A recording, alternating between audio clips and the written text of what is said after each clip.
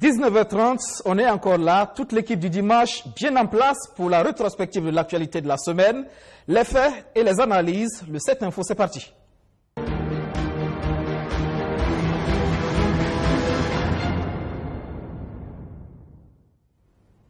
L'actualité du dimanche, c'est bien le premier anniversaire de la mort de Salifou Diallo, président de l'Assemblée nationale du Burkina Faso, décédé le 19 août 2017 à Paris, en France. Un an après, la méthode Salif Diallo manque-t-il à la scène politique nationale? Son parti, le Mouvement du Peuple, le Progrès MPP, se porte-t-il bien sans lui? Que dire de la gestion du pouvoir sans ce maillon du trio? On en parle avec notre analyste politique, Siaka Koulibaly. Bonsoir, Siaka. Bonsoir. Merci de répondre encore une fois à cette invitation du 7 Info.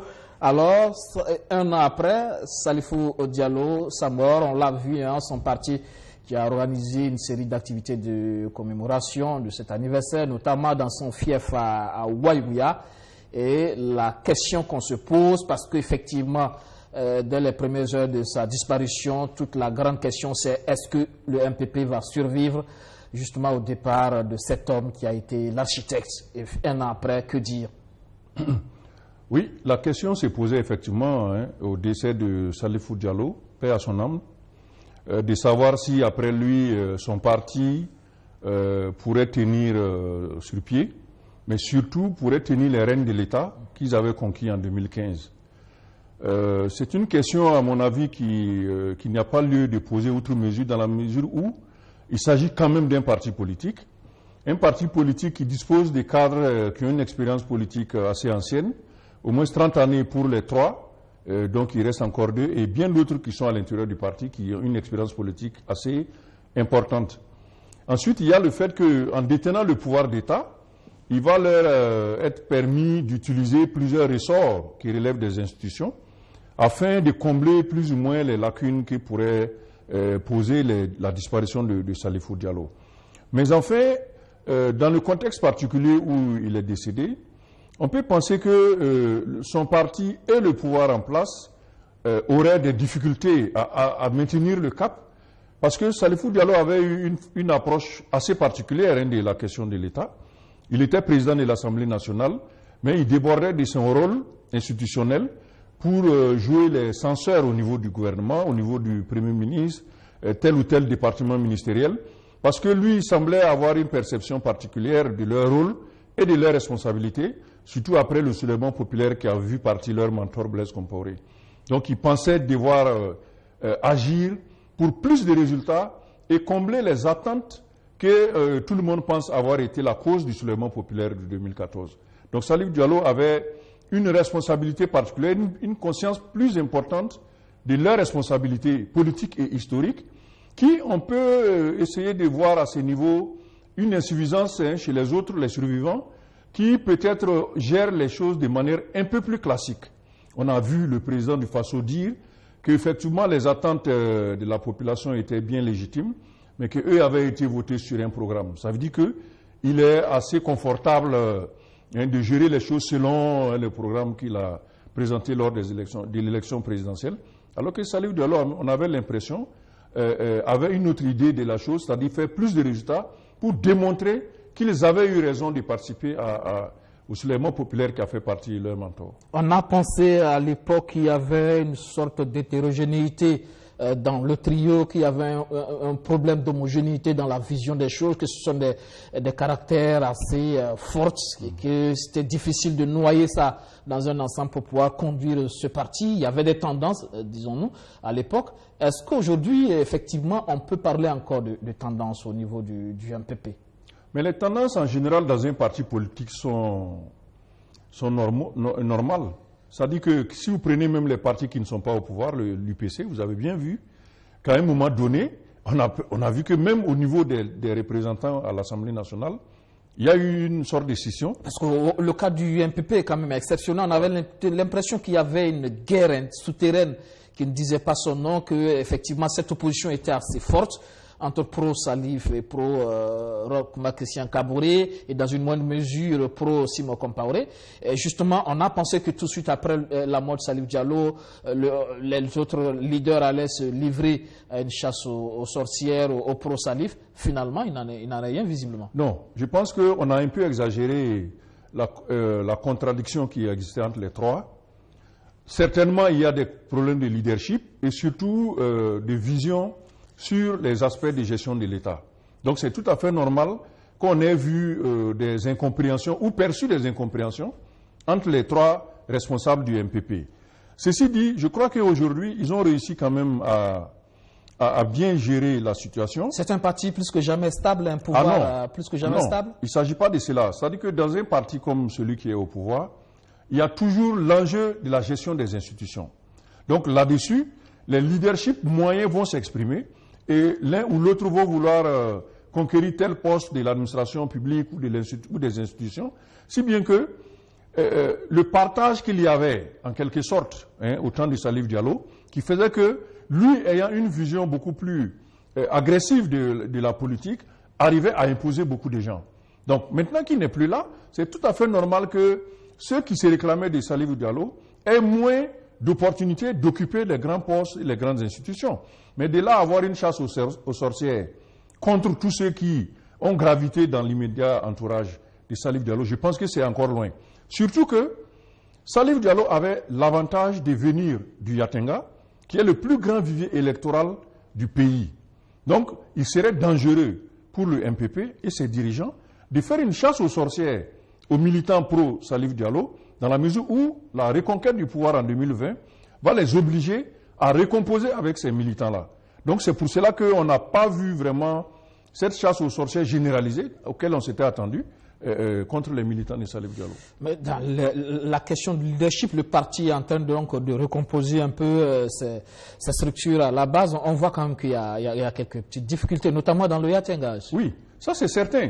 Même au temps de Salif Diallo, je pense que lui-même s'adonnait à cette sorte d'arbitrage entre les militants là-bas. Apparemment, ces consignes ne sont pas respectées. Non, ça c'est certain. Du moment où il n'est pas là, le triumvirat qui se réunissait pour décider, il se retrouve à deux maintenant. C'est normal que les options de Salif Diallo ne soient pas présentes sur la table.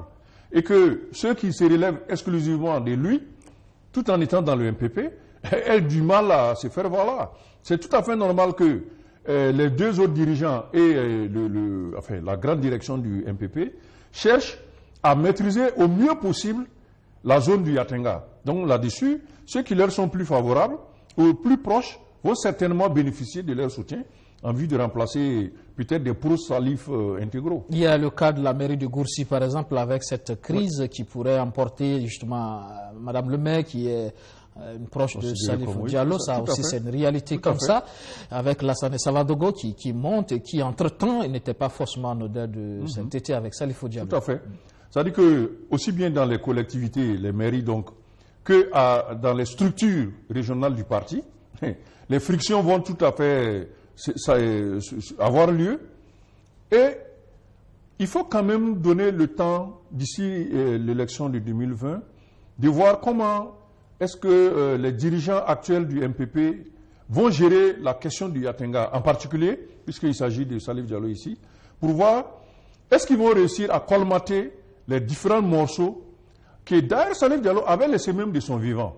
Parce que même quand il était là, ce ne sont pas tous les militants du MPP du Yatenga qui étaient en odeur de sainteté auprès de lui. Vous connaissez un peu sa façon assez cavalière de diriger les choses, d'être assez extrémiste sur certaines situations. Donc, il y avait certainement des gens qui n'étaient pas tout à fait à l'aise. Vous avez cité ici Lassane Savadogo, qui étant un cadre important de la région, n'était pas en odeur de sainteté à l'époque. Donc, maintenant qu'il va vouloir rechercher un espace important et se positionner dans la perspective de 2020, aussi bien pour motiver l'électorat au profit de leur candidat à la présidentielle que pour les enjeux moyens comme les élections législatives et communales. En tout cas, est-ce que c'est un parti aujourd'hui? Peut-être que cette absence de Salif Diallo pourra beaucoup plus se mesurer lors des échéances électorales à venir. C'est surtout parce que là, l'homme aussi peut être en matière électorale, avoir la méthode pour faire gagner. Il avait la méthode parce qu'il avait l'expérience. L'expérience acquise au sein du CDP depuis 1991, ils ont commencé à truster les victoires électorales. Donc il avait fini par avoir non seulement un réseau, mais aussi certaines méthodes, une certaine intuition de l'électorat qui lui facilitait un peu plus les choses.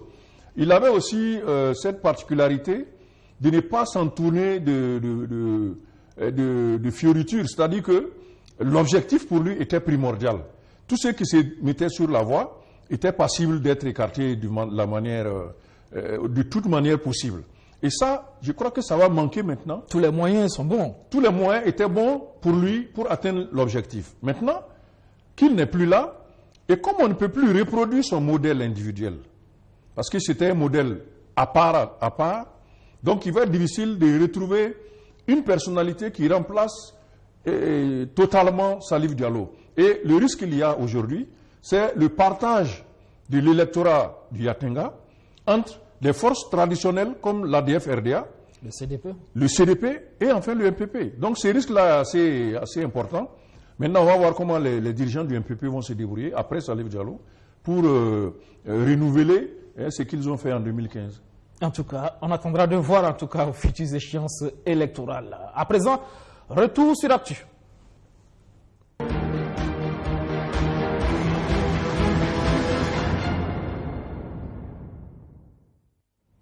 Et on parle d'une autre personnalité décédée hier, diplomate fin et charismatique, l'ancien secrétaire général de l'ONU et prix Nobel de la paix, Kofi Annan, décédé à Berne, en Suisse.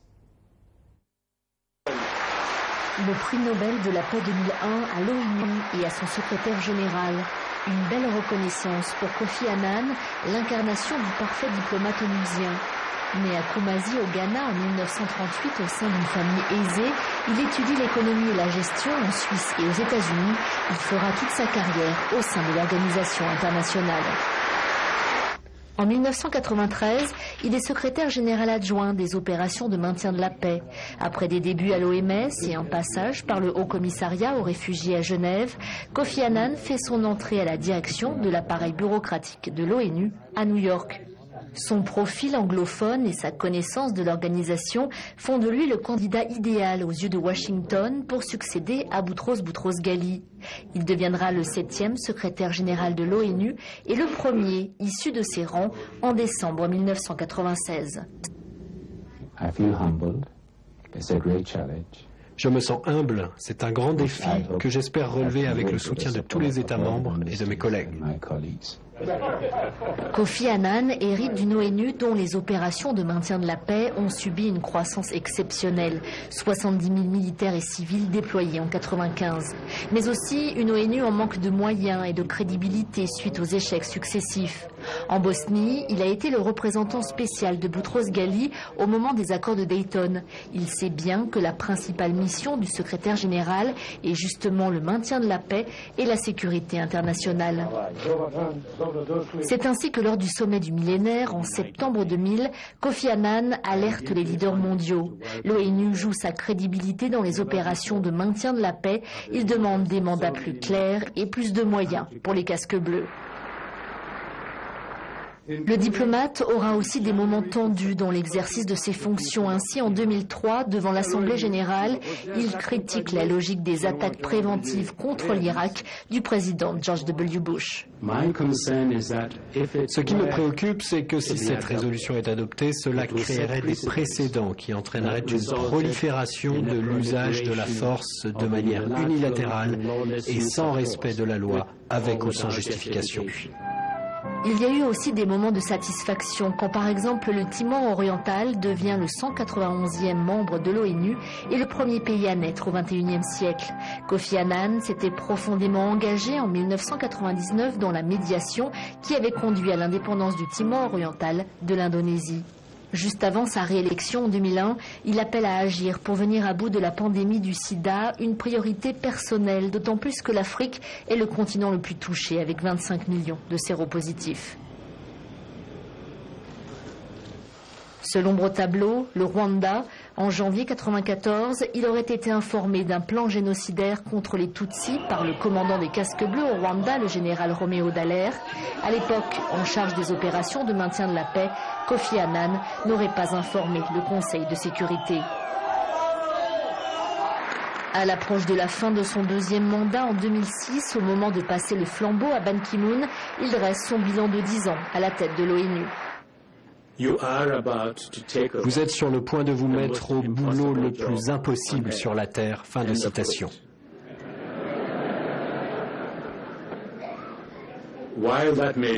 Bien que cela puisse être vrai, je voudrais dire aussi que c'est le meilleur travail possible sur Terre. Un deuil national d'une semaine a été décrété par les autorités ghanéennes à partir de demain à lundi. Attendu sur la scène politique ghanéenne, attendu comme président, mais Siaka Coulibaly, il a préféré servir l'Afrique autrement. Tout à fait. C'est une grande perte pour l'Afrique que le décès de M. Kofi Annan, paix à son âme, qui a représenté, à mon avis, le parcours le plus lumineux pour un Africain au niveau institutionnel international. Merci d'avoir passé ces éléments qui permettent de donner un éclat sur ce qu'a représenté Kofi Annan dans l'histoire des Nations Unies, à savoir le multilatéralisme et la légalité internationale.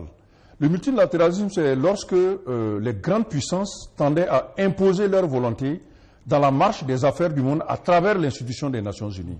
Kofi Annan a lutté pour qu'on puisse tenir compte de l'opinion et de l'avis des pays qui ne sont pas des puissances en tant que telles dans la résolution des conflits internationaux.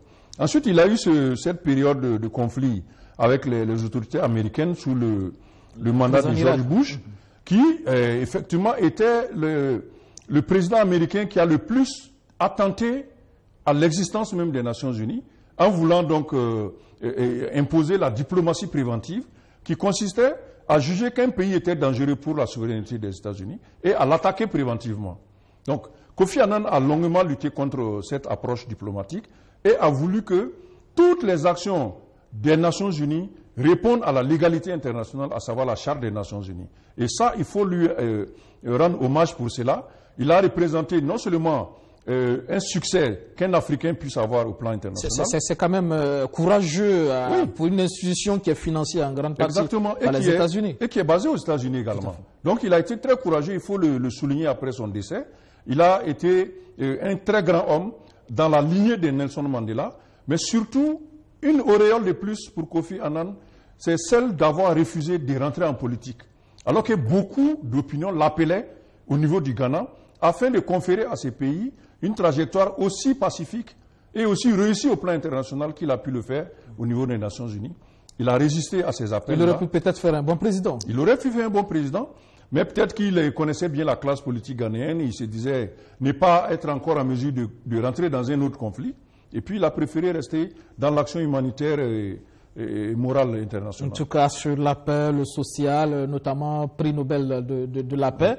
Et c'est vrai que son image quelque peu entachée aussi par le scandale de corruption dans l'opération pétrole contre nourriture justement en Irak. Hein. Oui, c'est vrai. Avec surtout son fils. Mais je pense que là-dessus... Il a été une commission d'enquête là d'ailleurs blanchie. Hein. Exactement, c'est ce que je voulais dire. Il y a notamment... Il faut se méfier souvent de l'action médiatique, même au niveau des pays développés, qui ont, c'est vrai, les moyens de vérifier les informations, mais il se peut que, à cause du bilan assez positif que Kofi Annan présentait, certains aient voulu un peu entacher ce bilan-là, parce qu'on ne s'attendait pas à ce qu'un Africain réussisse, là où quand même pas mal de gens avaient eu des difficultés plus importantes. C'est peut-être pour ça que cette affaire pas très claire est arrivée et qui a fini par le blanchir aussi à part la commission. Voilà. La suite du 7 Info, l'hommage de la nation aux 5 gendarmes tués le 11 août dernier dans l'attaque de Ouagadougou à l'est du Burkina Faso. Ils ont été inhumés cette semaine au cimetière municipal de Gunguin à Ouagadougou. Le regard assombri des proches et des camarades d'armes en ces instants d'adieu combien difficile. Mais là où s'abat la tristesse, la parole divine est toujours là pour élever ceux qui se sont écroulés sous le poids de la douleur. Dans Genèse chapitre 50, Joseph a dit à ses frères, je vais mourir, mais Dieu va vous visiter. Nos frères sont partis, nos amis sont partis, mais le Seigneur va visiter les familles. Le Seigneur va visiter les camarades. Le Seigneur va visiter les frères d'armes. Le Seigneur va continuer de visiter le commandement, l'armée. Le Seigneur va visiter le Burkina Faso. Dieu ne va pas nous laisser. Dieu va nous visiter. Et il nous visite, il est toujours avec nous. Accrochons-nous à cette promesse. Il permet cette situation. Lui seul a la réponse. C'est triste, c'est cruel, c'est inattendu. Ensemble, faisons un pas. Faisons un pas. Même dans les larmes, dans la douleur, faisons un pas. Les 5 maréchaux de logis inhumés ce 14 août ont succombé le 11 août dernier au cours d'une explosion de leur véhicule alors qu'ils étaient de retour d'une mission d'escorte de véhicules de sites miniers situés à l'est du Burkina. Cette partie du pays semble devenue ces derniers temps le refuge des terroristes. Dans cette période, c'est une zone très boisée avec beaucoup de coupures et aussi avec des routes impraticables. Mais s'ils sont là-bas, nous aussi, nous devons nous adapter. Il y aura des manœuvres à pied. Il y aura aussi le renseignement qui viendra surtout avec ceux qui sont avec nous. Parce que quand ils commettent les forfaits, ils vont parfois vivre avec les populations. Et vous voyez parfois, il faut que ces populations aussi soient rassurées et puis disposées à aider les forces armées, à aider les forces de sécurité. Dans nos opérations, on est parfois obligé aussi de boucler, de ratisser. Et pour enlever le mauvais gré, il faut quand même prendre un ensemble de grès. Maintenant, si le temps de tamiser, on a encore des tendances à croire que nos forces armées sont celles qui ne respectent pas les droits de l'homme. Je rassure ici qu'on est respectueux de ces droits de l'homme. Mais ce n'est pas une équation théorique, c'est une équation pratique. Les 5 défunts gendarmes ont été décorés de la médaille militaire à titre posthume. Ils avaient entre 2 et 4 ans de service au sein des forces armées nationales. Cheikh Koulibaly, on voit là que la menace reste réelle à l'est du pays, alors qu'on a surtout les regards tournés vers le Sahel. Oui, cela a donné d'ailleurs lieu, et il faut d'abord saluer la mémoire de ceux qui sont tombés, a donné lieu à une redéfinition de la carte du terrorisme qui met maintenant bien en rouge l'est du Burkina, qui jusque-là avait été vert il n'y a pas très longtemps et jauni un peu, mais maintenant on est bien obligé de rougir totalement ce côté également du Burkina, en plus du nord qui dessine une ligne rouge entre le Burkina Faso et le Mali. Donc c'est pour dire que le phénomène du terrorisme est en train de s'étendre sur le territoire burkinabé. C'est bien vrai que le centre n'est pas encore colorié en rouge, mais il est bien en jaune maintenant sur les cartes d'état-major. Donc, quand on avait exprimé le besoin d'avoir une expression beaucoup plus importante de la réponse institutionnelle de l'État contre le phénomène du terrorisme, c'était bien par peur que nous atteignions cette situation que nous avons aujourd'hui. Quelques jours après l'Est, vous avez vu que l'Ouest également, il y a eu une autre attaque, même si on peut penser que c'était plutôt du grand banditisme, mais qui peut encore faire la différence aujourd'hui entre le grand banditisme qui utilise les armes de guerre et le terrorisme pur. Peut-être les revendications des attaques auraient pu nous permettre de départager, mais il y a bien longtemps qu'elles ne se font plus. Il y a longtemps que les terroristes agissent et disparaissent dans la nature. Et comme le chef d'état-major général des armées l'a dit, il pose encore, et ce n'est pas la première fois que je l'entends le dire, la question de la collaboration des populations qui sont, comme qui dirait, celui qui fait gagner l'un ou l'autre camp. S'ils ne dénoncent pas les terroristes, qui sont probablement cachés parmi ces populations, il va être difficile pour le renseignement et les forces opérationnelles de mettre la main sur ces terroristes-là. Donc c'est une bagarre, une guerre à plusieurs dimensions que l'État a actuellement, celle donc de la riposte armée militaire, mais aussi celle de l'opinion, celle de la propagande, celle de la communication, qui va faire comprendre aux populations qu'elles ont plus intérêt à adhérer aux initiatives de l'État, qui est censé être leur protecteur, plutôt que d'appuyer les initiatives d'atteinte à l'ordre public. Et là, c'est un conflit, à mon avis, un chantier, disons, que l'état-major devrait gagner. Bien entendu, sous l'orientation du ministère et des premières autorités du pays. Voilà. L'indignation cette semaine des conducteurs de tricycle à Bobo-Dioulasso. Ils ont manifesté leur colère suite à l'incident entre un des leurs et la police. Un agent de police a tiré sur un tricycle qui a refusé d'obtempérer, blessant une passagère. C'est dans la soirée de ce 15 août, aux alentours de 18 h, que tout commence. Des policiers interpellent un conducteur de tricycle qui refuse d'obtempérer et prend la fuite. L'un des policiers présents sur les lieux sort alors son arme et ouvre le feu. La balle atteint à la jambe une passagère du tricycle et le conducteur est arrêté. Dans les rues de la ville, difficile de voir des tricycles circuler ce 16 août. Les moteurs se sont presque tous arrêtés et les conducteurs se retrouvent devant le stade Obi de Bobo-Dioulasso pour tenter la mobilisation. Le policier qui a eu vraiment à tirer ces balles-là sur le tricycliste là, moi je pense qu'il a un peu manqué vraiment de l'humanisme quoi.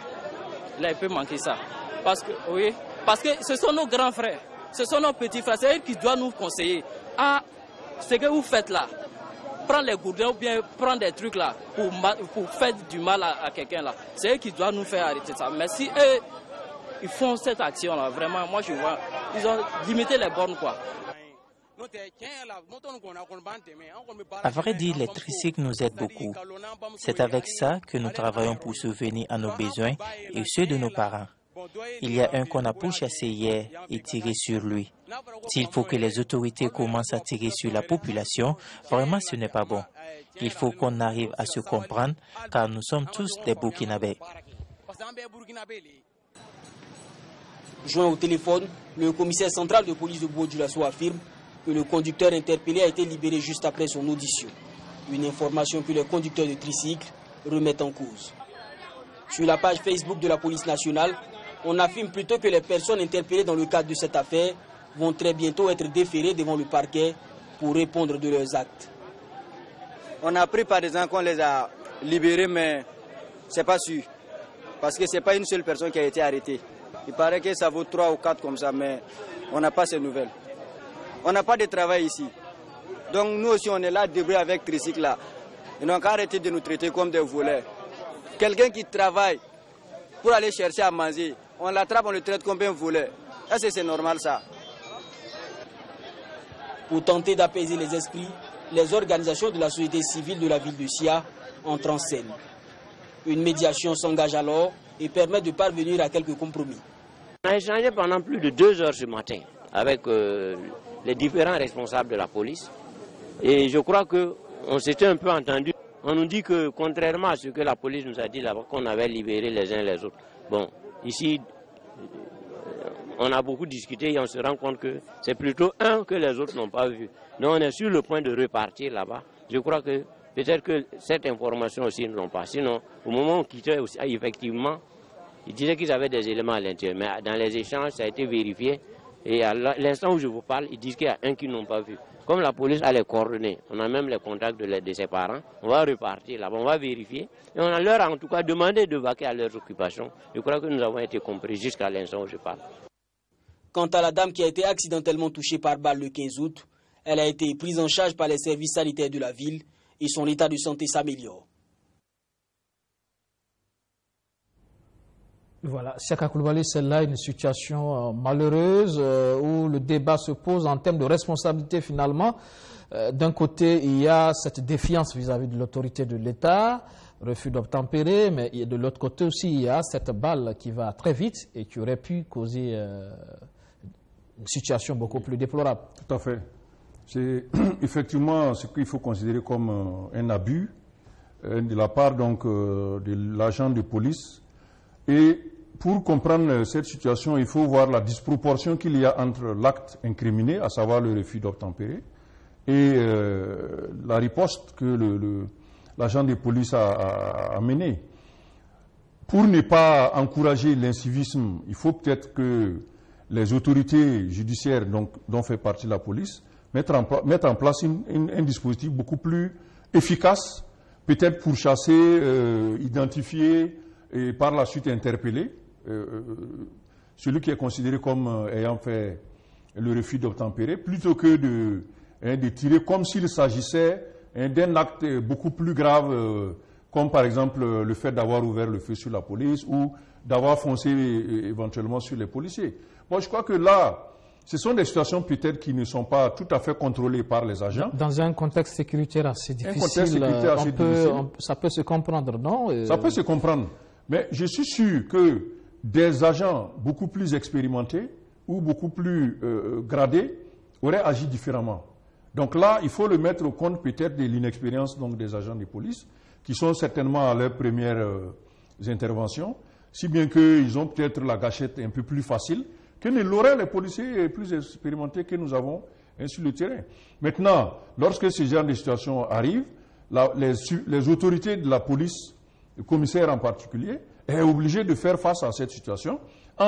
Donc, l'acte qui a été posé, vous avez vu qu'on a essayé d'interpeller et de déférer le conducteur du tricycle, mais également répondre à la vindicte de la population qui ne comprend pas qu'on puisse tirer sur des gens pour le fait de ne pas avoir respecté un ordre de s'arrêter. Peut-être que le conducteur n'a pas bien vu ou bien il y avait d'autres véhicules. Bon, je ne sais pas très bien comment les choses se présentent. Toujours est-il que dans un contexte où on a besoin de la collaboration de la population, c'est vrai que les autorités judiciaires doivent être très vigilantes, les policiers notamment, mais en même temps, il faut veiller à ne pas retourner les populations contre les forces de défense et de sécurité. Et ça, c'est un travail, je dois l'avouer, pas très très facile pour les forces de défense et de sécurité. Il faut le faire quand même. On apprend au passage que l'activiste Néim Touré a été libéré ce dimanche. Oui, exactement. Donc il a purgé ses 2 mois de prison ferme pour lesquels il avait été condamné. Donc comme on l'a déjà dit ici à maintes reprises, pour moi, ce n'était pas une détention qui se justifiait. Et d'abord à cause du domaine dans lequel l'événement s'est déroulé, une expression d'un sentiment d'humanisme envers un agent des forces de défense et de sécurité qui était en difficulté. Ensuite, le principe même qu'en démocratie, il n'y a pas de délit d'opinion et qu'il n'y avait pas lieu vraiment de prononcer une peine d'emprisonnement ferme et qu'en général, de telles situations se résolvent par des peines pécuniaires, condamné à payer une amende financière. Et je crois que Néim Touré a déjà été condamné à ce type de peine-là. Donc on ne comprend pas trop pourquoi cette fois-ci, les autorités judiciaires sont allées aussi loin avec une condamnation de ce type-là. Bon, heureusement, il a fini de purger sa peine, je crois, en très bonne santé, et qu'il va très certainement retrouver son action de soutien à la démocratie. Son activisme. Son activisme. Voilà. Cette question, comment se porte le plan Marshall? Quelques jours après son opérationnalisation, ce plan de retrait des enfants en situation de rue, le Premier ministre Paul Kabatieba est allé aux nouvelles dans un centre d'accueil. Il est environ 10 heures ce 17 septembre au centre d'accueil d'urgence de Somgondé, un des sites d'accueil des enfants en situation de rue. Ce matin, comme depuis leur arrivée en ces lieux il y a 5 jours, ils débutent leur journée par des activités sportives et ludiques. Un nouveau mode de vie. L'adaptation est peu évidente en si peu de temps. Mais les encadreurs sont confiants. Bon, moi je pense que ça peut leur apporter beaucoup de choses en les permettant de se stabiliser et de croire en eux et de les éduquer. Et ça fait partie de leur éducation et tout. Donc vraiment, ça peut les apporter beaucoup de choses. Au départ, ils étaient plus de 400 à être admis dans ce centre. Moins d'une semaine plus tard, il reste environ 240. Certains ont été remis à leurs parents et d'autres se sont échappés. Ceux qui ont décidé de rester affichent déjà leurs ambitions. Je vais être soudeur. Oui. Nous voulons travailler. Oui.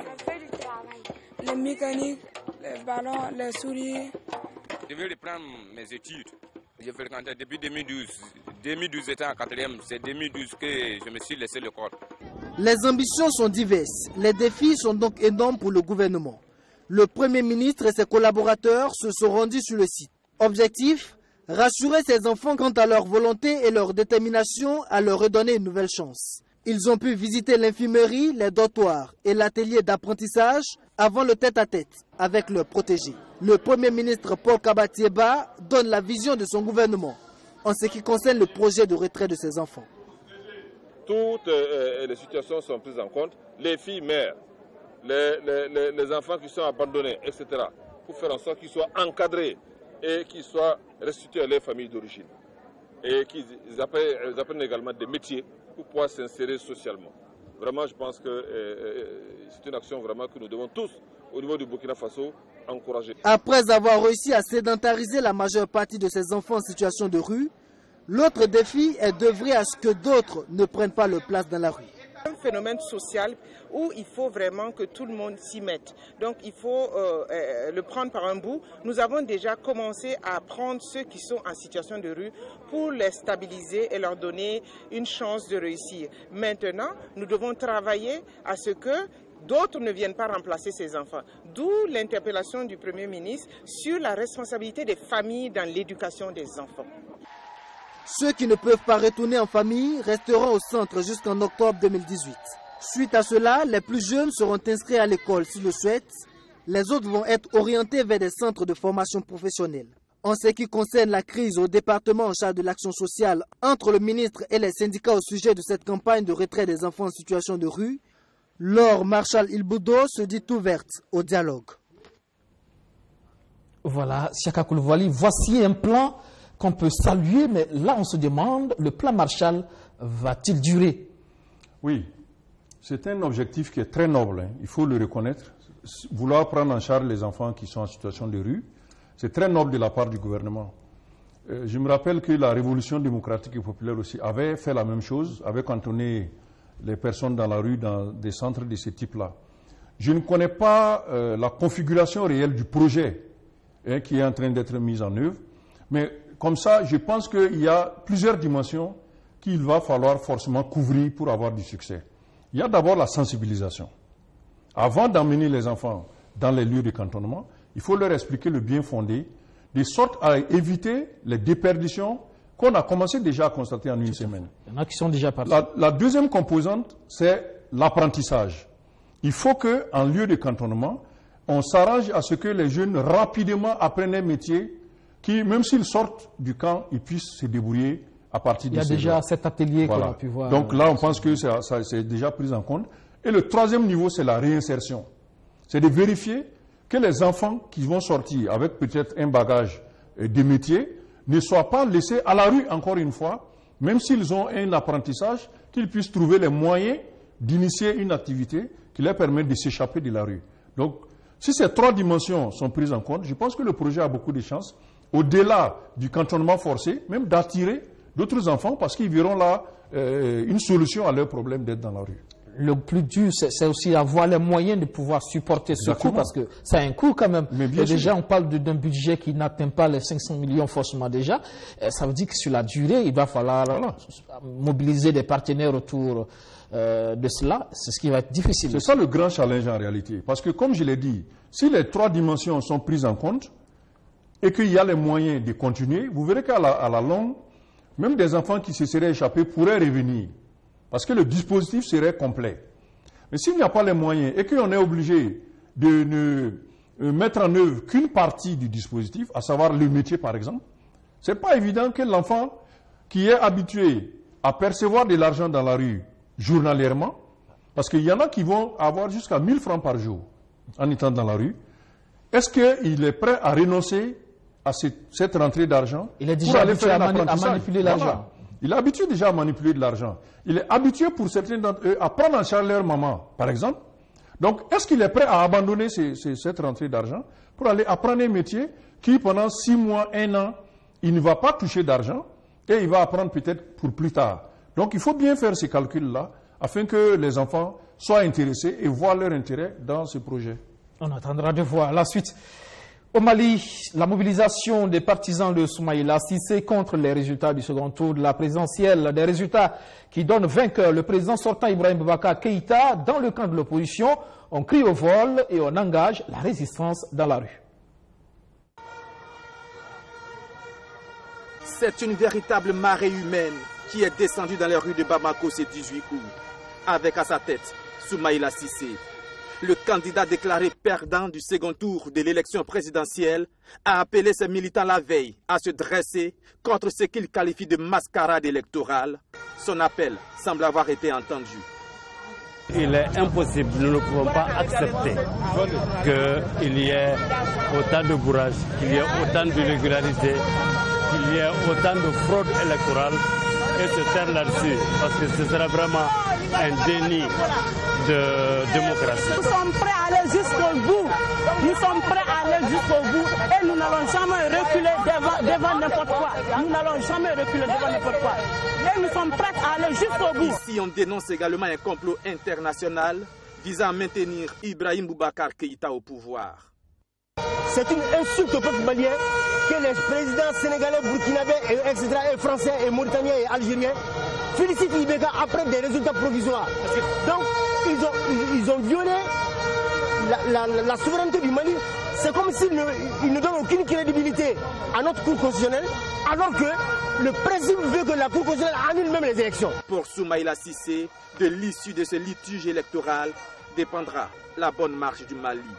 Si nous continuons demain, un président élu par le vol, des députés élus par le vol, les maires élus par le vol, les présidents des conseils de cercle élus par le vol, les présidents de région élus par le vol, ce pays ne pourra pas fonctionner. Parce que personne ne se reconnaîtra dans ces votes. Et si les gens ne se reconnaissent pas, ils ne vont pas travailler. Et s'ils ne travaillent pas, le pays va couler. A noter que cette marche s'est déroulée sous haute surveillance policière et qu'aucun incident n'a été signalé. Le second tour de l'élection présidentielle malienne a donné Ibeka gagnant avec 67,17% des suffrages et Soumaïla Cissé perdant avec 33,83% des suffrages, des résultats que ce dernier conteste. Voilà, Seka Coulibaly, la crise, elle est déjà là, la crise post-électorale au Mali? Oui, c'est clair que la crise est là. Avec cette marche-là, on voit donc que l'opposition est déterminée autour de Soumaïla Cissé à refuser la proclamation du premier tour. C'est vrai que les recours judiciaires sont en train d'être examinés par la Cour constitutionnelle. Et c'est là où la situation s'est un peu compliquée avec donc la reconnaissance de l'élection par des présidents d'autres pays. Pour les pays africains, on peut peut-être comprendre leur empressement à soutenir le président sortant, peut-être par mimétisme, mais pour le président français, c'est quelque peu étonnant, lui qui veut démontrer une sorte d'abstentionnisme de la France par rapport aux affaires africaines.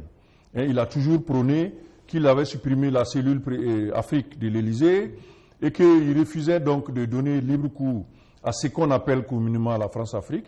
Donc c'est un peu étonnant qu'il se soit prononcé avant que les recours judiciaires ne soient épuisés. Parce que on peut très bien avoir la situation où la Cour constitutionnelle demande le recomptage des voix. En ce moment, on voit très bien que le fait d'avoir félicité un des candidats, même s'il a été proclamé vainqueur par le ministère, ça veut dire qu'il y a une immixtion quand même dans les affaires. Ça peut avoir de l'influence. Une sorte d'influence sur la situation. C'est tout à fait possible que la Cour constitutionnelle demande de recompter les voix. Au regard d'un certain nombre d'évidences que l'opposant va mettre sur la table. Si, par exemple, on montre que dans telle localité, il n'y a pas eu de vote du tout, pour des raisons sécuritaires, par exemple, ce qui est tout à fait le cas au Mali, et que malgré cela, il y a eu des résultats qui sont arrivés au niveau central pour le décompte, mais cela va poser un problème de crédibilité de l'ensemble des élections. Et la Cour constitutionnelle sera très bien fondée à demander le recomptage des voix. En ce moment, les déclarations de soutien, de félicitations, vont être quelque peu enchevées dans la soupe, dans la mesure où le processus n'est pas encore achevé. Et avec les marches qui sont en train de se dérouler, on voit bien la volonté de l'opposant Soumaïla Cissé, accompagné donc de tout son camp, de vouloir s'imposer aussi dans ces résultats. Parce qu'il dit qu'il a gagné. Il proclame avoir gagné avec des chiffres. Et là, il est en train de vouloir influencer la Cour constitutionnelle qui, au risque de jeter le pays dans des troubles violents dans le pays, pourrait très bien demander un recomptage des voix. Donc c'est une probabilité qui n'est même pas partisane, qui est tout à fait possible du côté de la Cour constitutionnelle. Soumaïla Cissé qui entre donc en résistance, elle va durer cette résistance à votre avis? Je pense que si on regarde la détermination des marcheurs, elle peut tout à fait durer, même après la proclamation définitive des résultats. Parce que déjà, Soumaïla Cissé est le chef de file de l'opposition, donc il a déjà des mécanismes en place qu'il pourrait utiliser pour faire la résistance dont on parle, et que même après la proclamation définitive des résultats, après donc les recours connus par la Cour constitutionnelle, le Mali peut très bien rentrer dans un cycle d'instabilité politique, ce qui, ajouté à la situation sécuritaire avec le nord qui est presque occupé par les groupes djihadistes et le centre en proie au conflit intercommunautaire, une crise à Bamako même va mettre le pays totalement dans le rouge. Finalement, cette résistance peut-elle prospérer? Avec quel résultat? Peut-être un gouvernement d'ouverture où l'opposition pourrait se retrouver? C'est tout à fait possible. Par exemple, le gouvernement, le président vainqueur, proclamé vainqueur, pourrait très bien faire des propositions à l'opposant avec un nombre de postes ministériels. Parce que derrière, ce sont des enjeux financiers. Hein, l'opposant qui a suffisamment investi dans cette campagne. Exactement. Il y a des enjeux financiers, mais il y a aussi des enjeux de gestion du pouvoir. Donc là, je perçois que si la résistance persiste, il y a nécessité que les institutions internationales, la CEDEAO, l'Union africaine et les Nations unies interviennent pour imposer un processus de résolution pacifique du conflit post-électoral en vue donc de trouver des solutions à cette affaire-là. Peut-elle finalement cette opposition qui se veut républicaine, Soumaïla Cissé notamment, on le sait, c'est quelqu'un qui se veut républicain, on l'a vu en 2013, il a félicité le président vainqueur, Ibrahim Baka Keïta à l'époque. Est-ce que finalement, on peut se dire que ça c'est juste une façon d'intimider, mais ça n'ira pas loin? Oui, c'est une possibilité, mais je crois que Soumaïla Cissé ici n'est pas seul dans cette contestation. Il a entraîné avec lui tout un parti politique. Au-delà de son propre parti, l'URD, il y a tous les partis de l'opposition qui ont adhéré à son mouvement. Il y a l'électorat qui l'a soutenu également pendant cette élection. Donc je ne pense pas qu'il puisse limiter la perspective à son propre calcul politicien. Donc il est obligé de tenir compte maintenant de tous ceux qui s'expriment sur l'affaire, et on a vu que la marche était quand même importante. Là-dessus, je pense que même si lui était enclin à composer et à abandonner la lutte, parce que personnellement il n'est peut-être pas aussi mal loti que les autres, mais il peut ici être obligé de suivre la tendance imposée par ses militants et par les autres partis de l'opposition. Ce qui fait qu'à mon avis, il faut faire attention à la crise post-électorale. Elle pourrait durer, même si elle faiblit la résistance, elle peut s'enliser et créer de sérieuses difficultés au gouvernement qui va être mis en place après cette élection-là. Donc je pense qu'il y a déjà lieu d'attirer l'attention des institutions internationales sur la nécessité d'ouvrir un œil sur le Mali et d'éviter que cette crise-là ne s'enlise. Cette crise ne s'enlise dans un pays déjà avec des difficultés, notamment dans sa partie nord et centre. Oui, tout à fait. Merci, Siaka Koulibaly. Merci beaucoup. Madame, Messieurs, c'est tout pour cette info. Merci à toutes et à tous de l'avoir suivi. Excellent sur les programmes sur notre chaîne. Bonsoir.